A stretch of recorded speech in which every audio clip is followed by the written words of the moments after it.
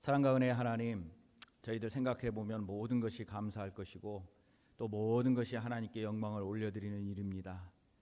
우리의 기도를 들으시고 우리의 찬양을 들으시고 응답해 주시는 주님, 우리가 이 자리에 함께 모여서 주님의 뜻을 알고 겸손한 마음으로 저희들 마음의 문을 열고 주님의 말씀을 듣습니다.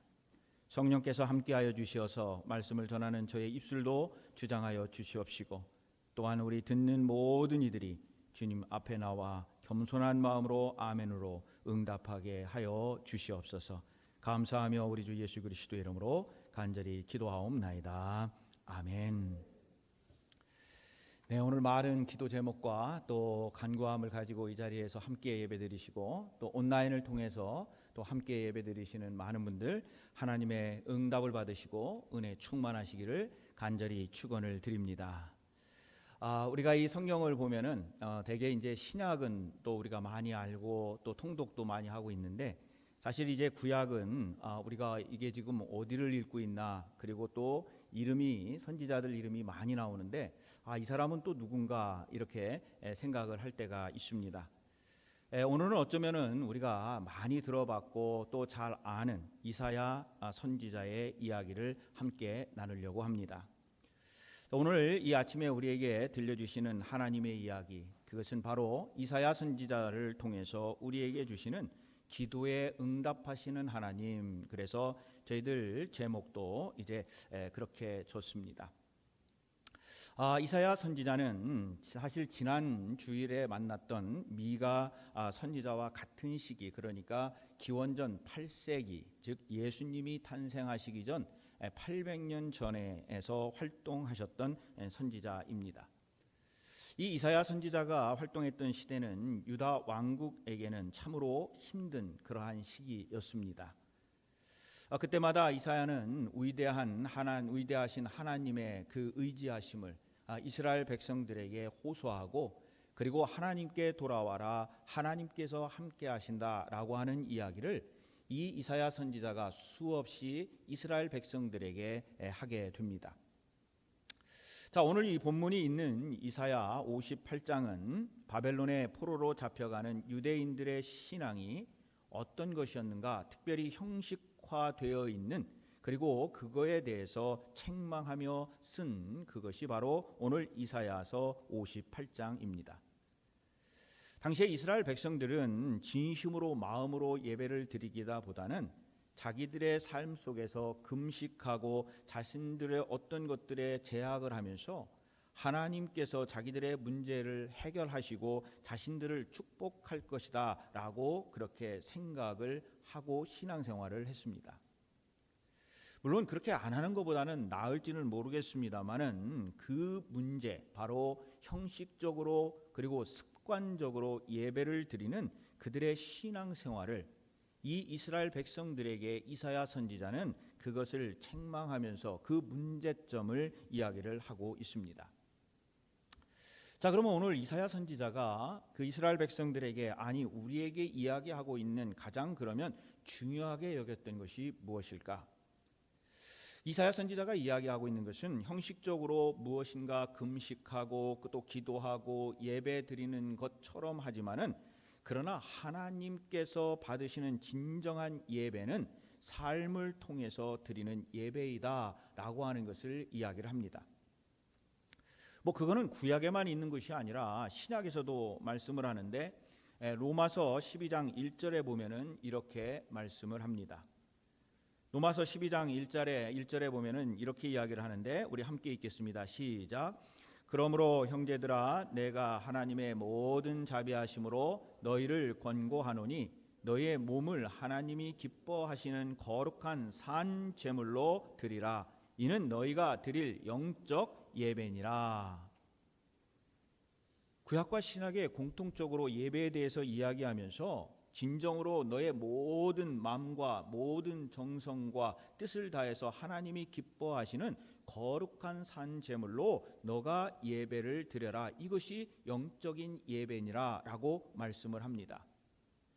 그래서 이사야서 58장에서도 말씀하시는 것이 뭐냐면, 하나님이 기뻐하시는, 그러니까 자기들이 무엇인가를 해서 자기들이 예배를 드려서 자기들이 어떻게 성소에 와서 어떠한 제사를 드려서 자기들 스스로 기뻐하는 그것이 아니라 이것을 통하여 하나님이 기뻐하시는 그 삶의 제사를 하나님께 드려라. 바로 그것을 드릴 때에 하나님의 축복의 약속이 있다라고 하는 것을 말씀을 합니다.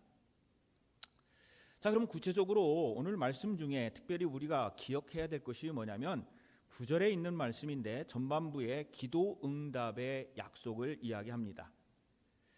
9절 전반부에 우리가 읽었는데 뭐라고 말씀하시냐면 네가 부를 때에는 나 여호와가 응답하겠고 네가 부르짖을 때에는 내가 여기 있다 하리라 라고 말씀을 합니다.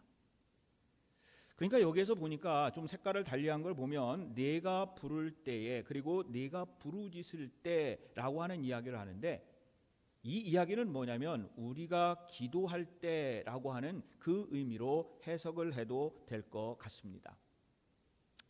우리가 믿는 하나님을 부를 때에 응답하시고 그리고 우리가 부르짖을 때에 하나님께서 여기 있다 하신다. 즉 여기 있다 하시는 그 하나님을 우리가 만날 수 있다. 바로 그러한 의미입니다. 그래서 우리가 하나님을 기쁘시게 해드리고 그 뜻을 헤아려 하나님이 보시기에 모든 의를 행하고 뿐만 아니라 우리가 기도할 때 하나님께서 응답하여 주시고 응답하시는 것뿐만 아니라 그 기도에 응답하시어서 내가 여기 있다라고 말씀하시는 그 하나님. 그래서 하나님은 살아계신 분이시며 우리가 부르실 때에 응답하시는 분, 우리가 어려울 때 그리고 어렵든 또는 기쁘든지 간에 우리가 하나님을 부를 때에 하나님께서 우리와 함께 하시는 그 하나님을 이야기를 합니다. 그래서 하나님께서는 모든 그 역사 속에서 그 이스라엘 백성들이 부르실 때, 부르짖을 때에 뭐라고 이야기하냐면 내가 여기 있다라고 말씀을 합니다. 내가 여기 있으니 너희들이 와서 나에게 부르짖으라. 내가 여기 있으니 너희가 나와서 기도하라. 내가 여기 있으니 너희들의 삶이 기쁘든 아니면 슬프든 어렵든지 간에 어떠한 곳에서도 너희들의 문제를 가지고 나에게 기도하라. 부르짖으라. 부르라. 이 말씀을 하시는 겁니다. 오늘 2025년도 오늘을 살아가는 우리들에게도 하나님께서 항상 우리의 기도를 들어주시고 우리와 함께하는 그러한 축복이 임하시기를 간절히 축원을 드립니다. 그래서 오늘 이 본문의 말씀은 한마디로 이야기하면 오늘 제목과도 같아요. 여호와가 응답하겠고 여기 있겠다. 내가 너와 함께한다 라고 하는 약속을 이야기를 합니다. 자, 그러면 오늘 말씀을 좀 구체적으로 들어가서 어떨 때에 그러면 우리는 하나님의 그 은혜, 하나님께서 응답하시고 내가 여기 있겠다라는 그 말씀을 붙들고 살아갈 수 있을까? 그렇게 하기 위해서는 오늘 말씀을 보니까 우리가 부르짖어야 된다는 거예요. 그래서 첫 번째로 가장 중요한 건 뭐냐? 부르짖는 자에게 응답하여 주신다는 겁니다. 자, 오늘 본문 말씀 다시 58장 9절 전반부에 보니까 내가 부를 때에는 나 여호와가 응답하겠고 그리고 내가 부르짖을 때에는 내가 여기 있다 하리라. 분명히 이렇게 말씀을 합니다. 그래서 이 말씀을 조금 더 깊게 보면은 응답이라는 말은 어떤 소원에 대해서 어떤 요구에 대해서 그 하나님께서 허락하여 주신다 하는 겁니다. 그리고 하나님께서는 부르라 부르짖으라 라고 말씀을 하신데 부르라는 말은 그냥 부른다 하나님의 이름을 부르는 의미라고 한다면 부르짖다 라고 하는 얘기는 우리의 간절한 그 마음 속에서 크게 소리 지르고 울면서 고함 지르고 하나님께 매달리고 하나님 살려주세요 불쌍히 여겨주세요 그 부르짖음을 이야기를 하는 겁니다. 그러니까 이 말씀을 보니까 하나님의 이름을 부르고 우리가 그 하나님의 이름을 부르고 나서 우리의 어떠한 문제든지 하나님 앞에 내려놓고 부르짖는 자에게 하나님이 응답하시고 그 소원을 이루어 주신다 이 말씀이죠. 그 말씀이 뭐냐? 우리가 하나님 앞에 기도해야 된다는 거예요. 그냥 형식적으로 기도하는 것이 아니라 우리가 예배해야 한다는 말씀이에요. 그냥 형식적으로 예배하는 것이 아니라 정말 절실함으로 하나님께 나와서 하나님, 이것이 하나님께 드릴 수 있는 나의 모든 것입니다. 하나님, 이 기도가 내가 하나님께 울부짖을 수 있는 나의 기도입니다.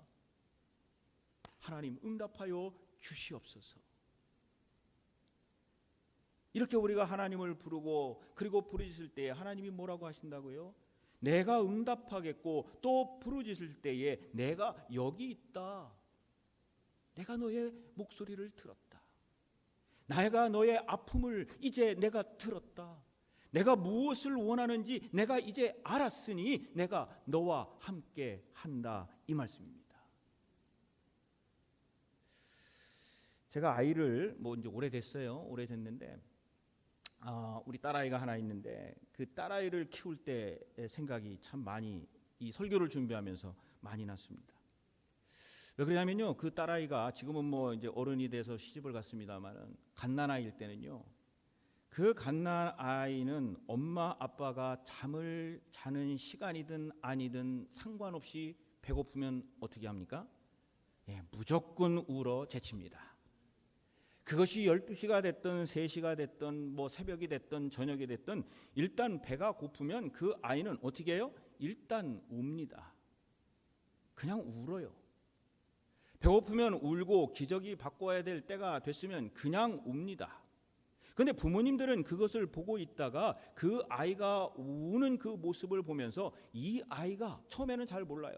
얘가 왜 우는지, 배고파서 우는지, 우유가 먹고 싶은지, 아니면 기저귀를 갈아달라고 우는지는 잘 모르지만 저도 얼마 조금 지나니까 이제 왜 우는지 알 수 있는 그러한 단계가 이르더라고요. 그 아이가 울 때에 우리 아버지 어머니가 이제 새벽기도 가셔야 되기 때문에 3시쯤에는 울지 말고 새벽기도 갈 때 5시 반쯤에서 울어야 되겠다, 이렇게 할까요? 아니, 우리 엄마 아버지가 우유값이 지금 없을 것 같으니까 내가 지금 배고파도 이때 한번 참고 내일 아침에 한번 울어볼까? 그냥 2개 다 합쳐가지고 하루아침에 울어볼까? 이럽니까? 아니에요. 그냥 배고프면 울어요. 그리고 기저귀 갈아야 되면 그냥 웁니다. 사실 이게 우리 하나님께 우리가 부르짖어야 되는 모습이에요. 아니, 지금 하나님께서 다른 사람 이야기도 들어주시기 너무 바쁠 텐데 내가 지금 기도해야 될까 말아야 될까?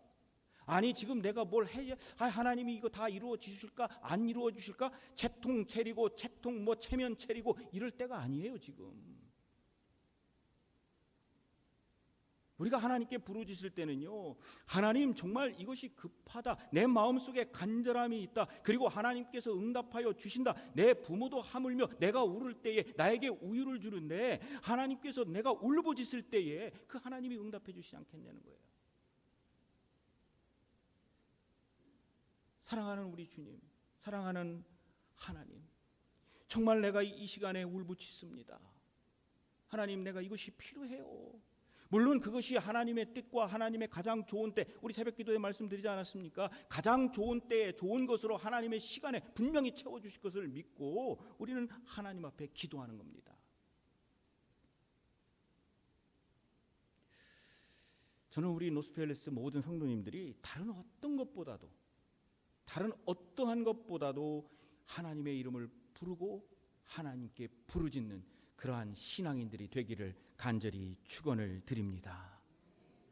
자, 이렇게 부르시고 부르짖을 때에 하나님이 약속하시는 게 있어요. 뭘 약속하실까요? 하나님께서 인도하여 주심을 약속을 합니다. 11절 보시기 바랍니다. 11절에 뭐라고 그랬습니까?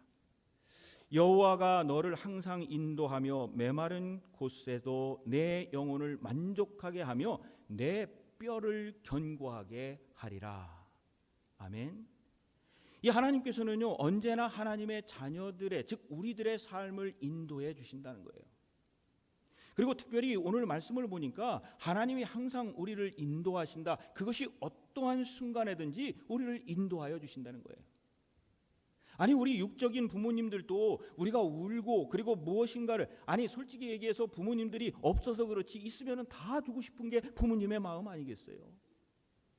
근데 하나님께서는 뭡니까? 우리에게 모든 것을 능하게 하시고 우리가 부르짖을 때에 하나님께서 모든 것을 행할 수 있도록 하시는 그 하나님이신데, 그 하나님께서 우리를 인도해 주신다 하는 겁니다. 하나님께서 야 그래 내 말을 잘 들을 때만 인도해 주지. 아이 그래 네가 내 말을 잘 이행할 때만 인도해 주지. 그렇게 하시는 하나님이실까요? 우리가 하나님의 이름을 부르고 설사 내가 죄를 짓고 내가 정말 미약하고 내가 어떤 유혹에 빠지는 그러한 마음 그러한 삶을 산다 할지라도 그리고 하나님 앞에 나와서 그 하나님의 이름을 부르고 울부짖을 때에 하나님께서는 무엇을 약속하셨다고요? 인도해 주심을 약속을 해 주십니다. 하나님의 품 안에 있을 때 그리고 하나님의 그 호흡을 같이 할 때 하나님께서는 분명히 우리를 인도해 주십니다. 여러분 아이 이야기 하나 더 해볼까요? 아이를 키울 때요 가장 중요한 게 뭐냐면 강아지도 마찬가지인 것 같아요. 강아지도 가장 중요한 게 뭐냐면요 그 아이를 내 품에 부모의 품에 안았을 때 그 아이가 가장 편안한 그 시간이라고 합니다. 왜 그럴까요? 그 아이를 안았을 때 그 어머니의 또는 아버지의 그 심장 소리, 특별히 그 어머니의 심장 소리 쿵쿵쿵 들리는 그 심장 소리가 그 10달 동안에 어머니 안에 있을 때에 들었던 그 심장 소리가 들릴 때에 그 아이는 가장 행복하고 그리고 가장 편안하게 잠을 잘 수 있는 그때가 언제냐? 바로 내가 그 부모님들이 아이를 안았을 때. 그래서 이 안아줄 때 또 뭐라고 이야기를 하면 좋으냐면 안아주고 나서 야, 너 왜 뭐 우유도 안 먹냐 이런 얘기 안 하잖아요. 우리 뭐라 그럽니까? 귀엽다, 이쁘다, 잘 자란다, 너는 훌륭한 사람이 될 것이다, 하나님 안에서 너는 정말 보호받는 사람이 될 것이다 이렇게 이야기하는 거예요. 그때 그 아이는 그것을 이해할 수 있을지는 모르겠지만은 못할 수도 있는데 그 아이는 그것을 들으면서 무슨 생각을 하겠어요? 내가 사랑받고 있구나. 내가 정말로 잘하고 있구나. 내가 정말 사랑받고 있구나. 하나님 앞에서도 똑같아요. 여러분 하나님의 품 안에서 우리가 있을 때에 하나님이 우리에게 뭐라고 그러시겠어요? 잘하고 있어. 아니 완벽한 사람은 아무도 없어요. 누구나 다 부족해요. 아니 모든 것이 다 완벽한 사람이 어디 있겠어요. 그러나 하나님 품 안에 들어가서 하나님이 보시면서 야, 참 잘하고 있네. 오늘도 정말 충성되게 그 일들을 감당하고 있네. 정말 열심히 살고 있네. 그 이야기를 우리에게 해줄 때 우리는 어떻게 했어요? 하나님 감사합니다. 하나님 감사합니다. 그래서 우리가 이 요한복음에도 있고 시편에도 있지만 여호와는 나의 목자시다라고 하는 말씀을 해요. 여호와는 나를 안아주시고 나를 보호해 주시는 바로 그 목자. 예수님도 그래서 나의 목자시고 그 양들을 기르시는 목자다라고 하는 이야기를 합니다. 그래서 항상 인도하시고 우리를 인도하심으로 말미암아 우리를 어디로 인도하시느냐? 푸른 초장으로 인도를 하십니다. 그래서 그러한 인도하심을 받고 우리에게 또 약속하시는 것이 뭐냐? 오늘 이 성경에는 푸른 초장이라고 얘기하지 아니하고 뭐라고 얘기하냐면 물된 동산의 축복을 약속을 합니다. 그것이 11절 하반절에 있습니다. 11절 하반절에 뭐라고 그러냐면 너는 물된 동산 같겠고 물이 끊어지지 아니하는 샘 같을 것이라 이렇게 약속을 하세요. 근데 우리는 이 성경을 들으면서 아멘을 해요. 그렇죠? 아멘. 근데요. 이 이사야서에서 이 말씀을 하실 때 그 상황을 보면은요. 여기에 아멘이라는 말을 하기가 참 힘듭니다. 왜 그러냐면 그때의 상황이요. 나라는 망하고 백성들은 포로로 잡혀가고 사방에 흩어져 있던 이스라엘 백성들이 아니 도대체 거기에 물된 동산 그것이 무슨 축복이 어떻게 나타나겠느냐라고 하는 겁니다.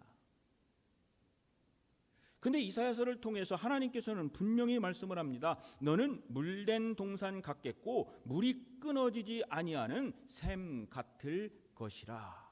희망이 없었을 때에 아무런 소망이 없었을 때에 어디에도 물 하나 나지 않고 메마른 그 땅에 하나님께서 함께 하시고 인도하여 주시니 그 메마른 동산이 물이 가득하고 물이 끊이지 않는 샘이 흘러내리는 그 동산과 같겠다.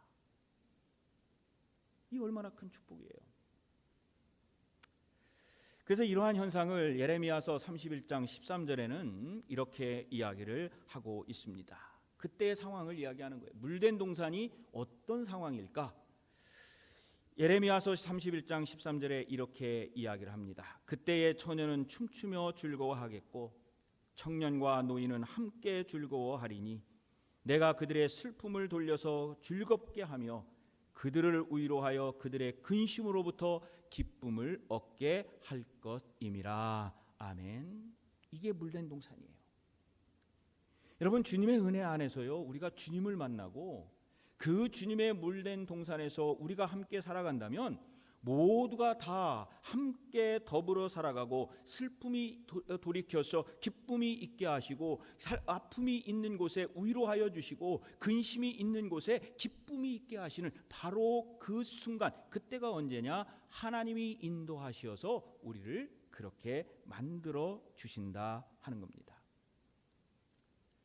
그래서 우리는 항상 이 물된 동산에서 하나님의 말씀을 붙들고 하나님의 은혜 가운데 살아가시는 줄로 믿습니다. 시들고 메말아가는 내 심령, 그곳에 생명의 물이 흐르게 될 줄로 믿습니다. 어쩌면 희망이 없고 어디로 가야 될지 모르는, 오늘 찬송가에도 나왔습니다마는 어두운 곳에서 헤맬 때에 오직 주님만 바라보니, 어두움 속에서 아무것도 빛이 없는 것 같은 그곳에서 주님만 바라보니 그 주님께서 나를 물된 동산으로 인도하여 주실 줄로 믿습니다.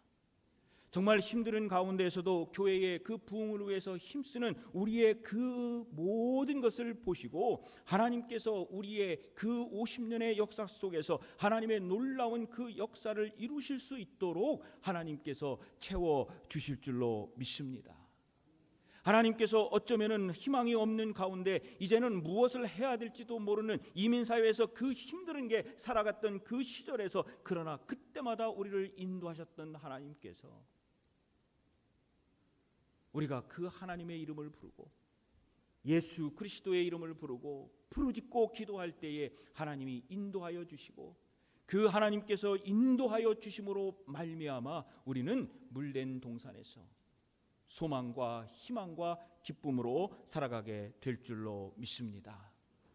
사랑하는 우리 성도님들, 오늘 간절히 주님의 이름을 부르고, 아니 그 이름을 부르는 것으로 끝나는 것이 아니라 그 부르짖음으로 하나님께서 우리에게 말씀하시는 그 음성을 들으시기를 간절히 축원을 드립니다.